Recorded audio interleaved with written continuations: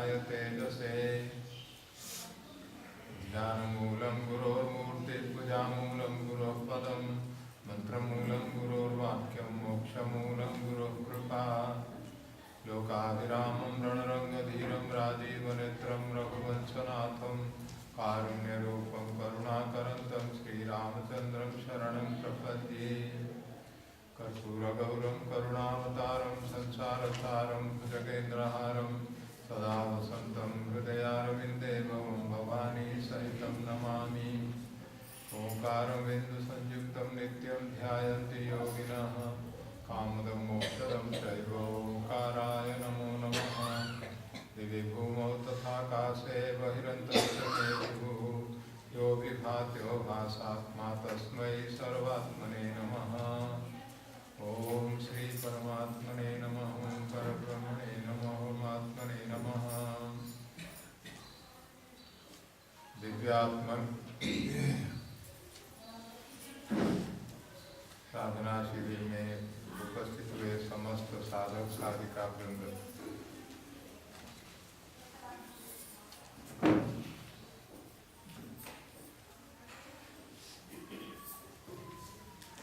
गीता में भगवान बोलते हैं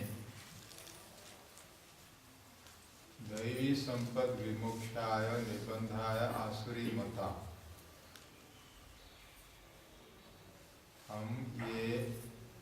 अभी हम विचार कर रहे हैं कि ये संसार से हम कैसे मुक्त होंगे, संसार से मोक्ष हमें कैसे मिलेगा।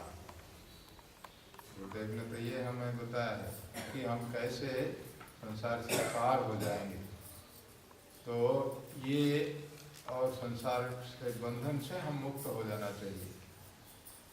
इसके बारे में भगवान बोलते हैं कि दैवी संपदा जो होता है, दैवी संपदा मुक्ति के लिए होता है, मुक्ति का कारण बनता है।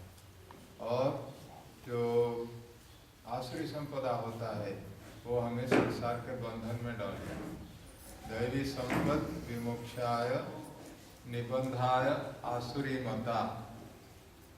तो इसका माने क्या है, अगर हमको संसार से मुक्ति प्राप्त करना है आसुरी संपदा को छोड़ना चाहिए। और अगर हमें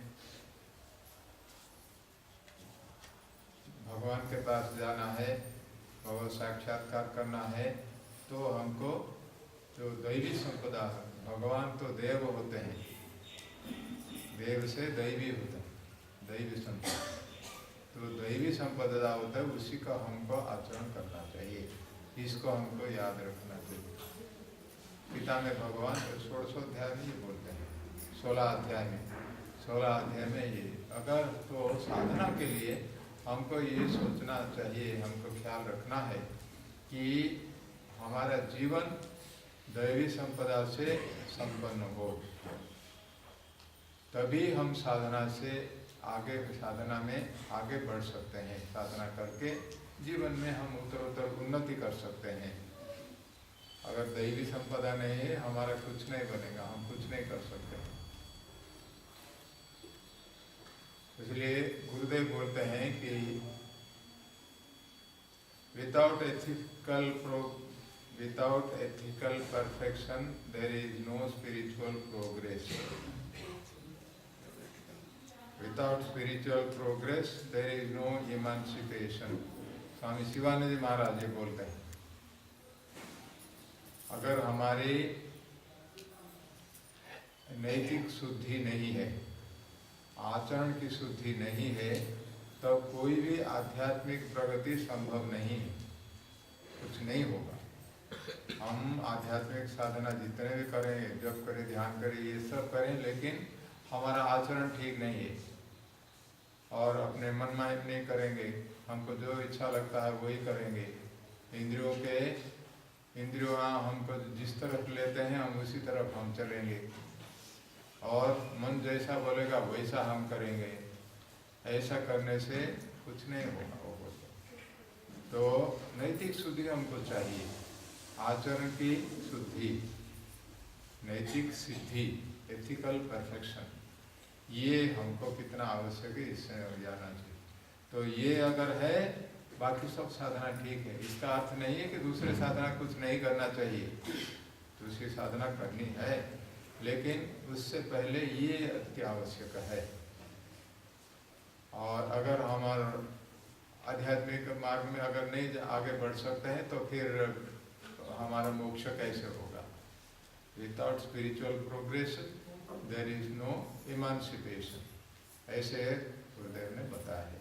तो इसी को हम सबको ख्याल रखना चाहिए।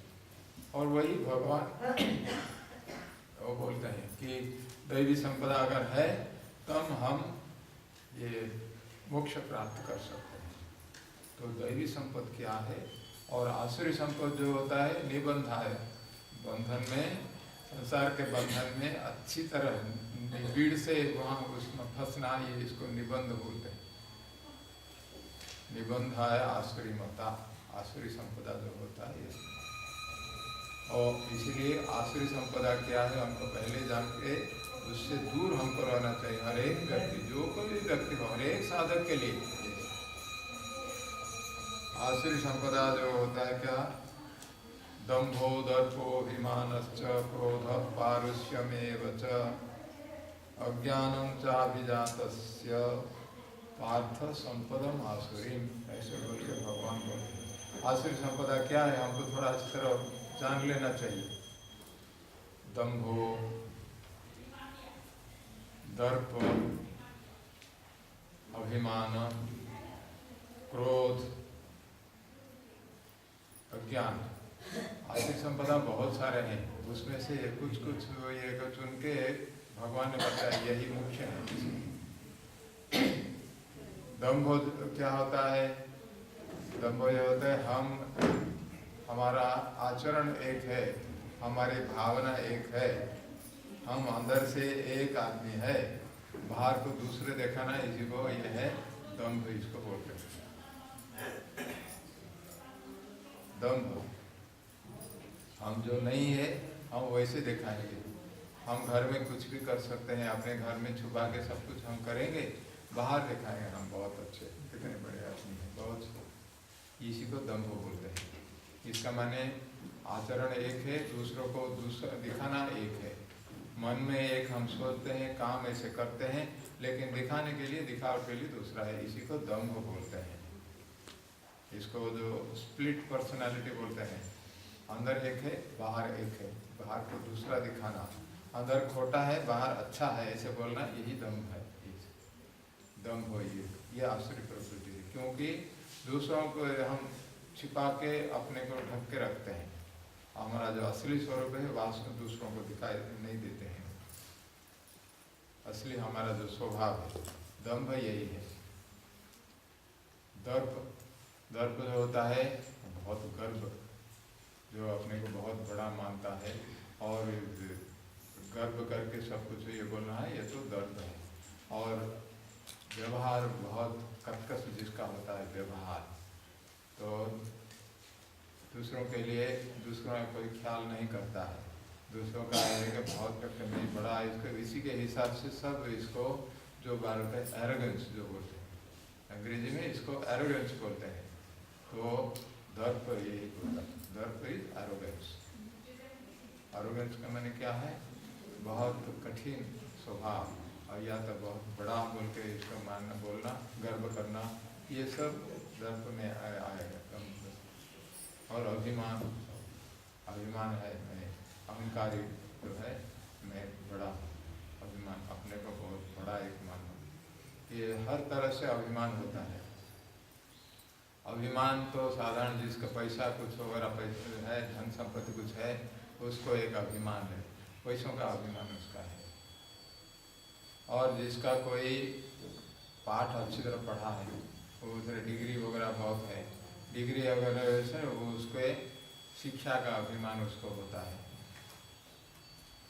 और वैसे कुछ भी हम कर सकते, जिसमें हमारा थोड़ा कुछ अगर उत्कर्ष हो गया है, उसी के हिसाब से हमको बहुत बड़े मान। और कोई मान लीजिए भगवान ने उसको अच्छा शरीर दिया है, सुंदर शरीर दिया है, तो ये शरीर का अभिमान भी उससे होता है, सौंदर्य का अभिमान होता है। ये पुरुष हो सकते हैं, स्त्री होते हैं, सबके लिए ये। हम सिर्फ पुरुष के ही बारे में बात करें, ये नहीं सोचना चाहिए। सौंदर्य का अभिमान होता है, पुरुष को होता है भी और स्त्री को भी होता है, स्त्री लोगों को भी होता है, सबको ऐसे होता है। मनुष्य मात्र ऐसे कुछ होता है।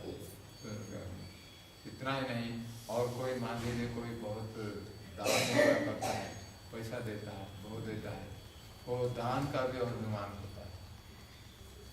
जैसे कर्ण का था ऐसे अभिमान, तो मैं बहुत बड़ा दानी हूँ, दान करता था लेकिन सोचता था कि मैं दान कर रहा हूँ।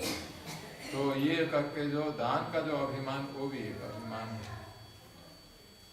और कोई बहुत बड़ा अच्छा आदमी हो, अच्छा व्यवहार है, स्वभाव अच्छा है, साधु स्वभाव है, साधु स्वभाव का भी अभिमान होता है, मैं बहुत अच्छा साधु हूँ, ये करके। साधु का माने सिर्फ सन्यासी के बारे में नहीं है, जो भी कुछ अच्छापन है उसी के बारे में अभिमान होता है, मैं इतना अच्छा आदमी हूँ। ये भी अभिमान का ये भी एक होता है कि ये अभिमान, अच्छा स्वभाव का भी अभिमान होता है। और सिर्फ उतना ही नहीं, मैं एक अच्छा साधक हूँ, ये भी अभिमान होता है। साधक जो करते हैं, साधक में साधना मैंने इतना कर लिया है, इतना जप मैंने कर लिया है, और इतना ये ध्यान मेरा बहुत अच्छा होता है, मैं इतना सब कुछ कर सकता हूँ, ये सो करता हूँ, ये साधक अभिमान भी एक होता है। सबसे जो बड़ा अभिमान होता है इधर, ये साधक का अभिमान सबसे हानिकारक है। साधक का अगर ऐसे अभिमान हो तो साधना करके भी इसमें कोई ज़्यादा नहीं, उसको वो साधक उसमें फंस जाता है, उसको पता नहीं चलता है कि मैं अभिमानी हूँ। और उतना ही नहीं, सन्यासी का भी अभिमान होता है, तो इसको बोलते हैं सन्यास अभिमान। गुरुदेव स्वामी शिवानंद ने गिव अप दिस सन्यास अभिमान, तो मैं बहुत बड़ा त्यागी हूँ, मैंने बहुत त्याग कर लिया है, त्याग का भी अभिमान होता है। तो ये क्या होता है, इसको सन्यास अभिमान भी बोलता है, त्याग का अभिमान। तो अभिमान जैसे देखिए हमको कैसे किसमें फंसा देगा हमको पता नहीं, तो इसलिए इसको कैसे हल गए, ये एक आसुरी संपदा होता है। और उसके बाद क्या होता है, क्रोध, हमको बहुत गुस्सा आता है। आप जानते हैं क्रोध के बारे में ज़्यादा बोलने की कोई जरूरत नहीं है, तो सब कुछ जानते हैं क्रोध क्या होता है। और क्रोध करता है और बोलते हैं राग कर ना होता है, don't get angry with me, ऐसे बोलते हैं। क्रोध, दूसरे के ऊपर गुस्सा करना, ये तो क्रोध होता है, आप जानते हैं, ये साधारण चीज है। क्रोध भी एक आसुरी संपदा होती है। उसके बाद फिर और क्या है, पारुष्य, और दूसरों को कटु वचन बोलना। दूसरे के मन में हम ऐसे बात बोलेंगे, दूसरे के मन में जैसे तीर जैसा वो भेद करेगा, ऐसा होता है कटु वचन। कड़वा वचन जो होता है, तीक्ष्ण वचन जो होता है, ये होता है ये पारुष्य। कठोर वचन जो बोलना है, तो इसमें ये भी खराब हानि है। तो ये सब हो गया। उसके साथ और क्या है, अज्ञान। अज्ञान तो क्या है, जो तामसिक प्रवृत्ति एक होती है, हमारा असली ज्ञान हमारा नहीं रहता है, बुद्धि ठीक नहीं रहती है, गलत काम हम कर लेते हैं, ये सब करते हैं, ये अज्ञान है, ज्ञान का अभाव, ये है अज्ञान। तो ये जो अज्ञान है, ऐसे ये सब क्रोध आसुरी संपदा ये होता है। तो हमको हम साधक को ये सोचना चाहिए कि ये सब क्रोध जितने सब है आसुरी संपदा, वो संपदा हमें नहीं होना चाहिए, उसको एक एक करके उखाड़ लेना चाहिए, तभी हम दैवी संपदा हमारे होगी, तब अभी हम ठीक रहेंगे, हमारे रास्ता ठीक रहेगा, हम आगे बढ़ सकते हैं। तो ये सब जितने सब आसुरी संपदा है, इसको करने के लिए इसको हमको दूर करना चाहिए, इसको नाश करना चाहिए। नाश करने के लिए सुविधा उपाय ये है कि जो इसका है, इसका विपरीत का अगर थोड़ा अभ्यास करेंगे तो ये ठीक रहेगा। तो ये जितने सब दैवी संपदा ये हुए हैं, इसी को पहले तो इसका अपनाना नहीं चाहिए, किसी को अपने अंदर रहने नहीं देना चाहिए। ये जो क्रोध जितना है, दैवी संपदा जो होता है, ये सब दैवी संपदा को अपनाने के लिए पहले ये आसुरी संपदा का हमको छोड़ देना चाहिए। मान लीजिए कि क्या होता है, दंभ होता है, दंभ होता है, दंभ को हटाना है हमको। दंभ को हटाने के लिए पहले हमारे से जीवन में सादगी होना चाहिए, सच्चापन होना चाहिए। हम जैसा है वैसा ही हम दूसरों को दिखाना है, यही दंभ होता है। दंभ का विपरीत इसको हमको करना चाहिए। दर्प जो होता है बहुत बड़ा, मैं हूँ, गर्व करके तो कुछ करना, ये करना, ये दर्प जो होता है। वैसे व्यवहार जो करना है, बर्ताव करना है, उसके खिलाफ विपरीत होता है। हम क्या करेंगे फिर, दूसरों को हम निरभिमान होना चाहिए, हमें अभिमान रहित तो होके हम विनम्र होना चाहिए। ह्यूमिलिटी जो बोलते हैं उसी को हम अपनाना चाहिए, वैसे बर्ताव करना चाहिए। और अभिमान जो है, अभिमान जो होता है उसका वही है, वह बिल्कुल एक करने जो हम ऐसा है, हम बहुत छोटे हैं, कोई बड़े नहीं है, इसका ये ऐसे भी हमारा सोच होना चाहिए, भावना भी वैसी होनी चाहिए। तो ये करने से क्या होगा, अभिमान हमारा कम हो जाए। मैं क्या बड़ा हूँ, मैं तो बहुत छोटा हूँ और मैं, मुझसे क्या हो सकता है, मुझे कुछ भी पता नहीं है, कुछ भी मेरा ये नहीं, मैं बहुत ही छोटा आदमी हूँ। ऐसे जो अगर होगा तो अभिमान फिर से नहीं होगा। मैंने जो भी कुछ है ये तो कुछ नहीं है, ऐसी भावना होना, ये इसका अभिमान का त्याग करना है। अभिमान त्यागो सेवा करो, ऐसे गुरुदेव ऐसे बोलते हैं। तो अभिमान को हमको त्याग करना चाहिए। और फिर क्रोध नहीं करना चाहिए। क्रोध का करके, क्रोध करने से तो हमारा सब विनाश होता है। उसी को करके उसका विपरीत होता है क्या, क्षमा कर लेना चाहिए। जो भी कुछ दूसरे गलती करती है उसके ऊपर हमको क्रोध नहीं करना चाहिए। कोई बात नहीं, कर लिया, फिक्र मत करिए। अपने मन में हम सोचना चाहिए, कोई हो गया क्या बात है, कोई हमें, मुझे क्या बिगड़ता है, कोई नहीं। ऐसे करके क्षमा करना चाहिए, दूसरों को प्रेम करना चाहिए। जिसने हमें कुछ नुकसान कर लिया है उसके प्रति थोड़ा प्रेम करना चाहिए। प्रेम अगर हम कर सकते हैं, क्षमा करना है और प्रेम करना है, ये दो अगर हम कर सकते हैं तो इससे क्या होगा, क्रोध भाव हमारा नहीं रहेगा। तो ये जो क्रोध नहीं करके, इसको क्रोध नहीं, और क्रोध का जो बोलते हैं, ये तो जोर से कटु वचन बोलना, ये क्रोध का बल होता है।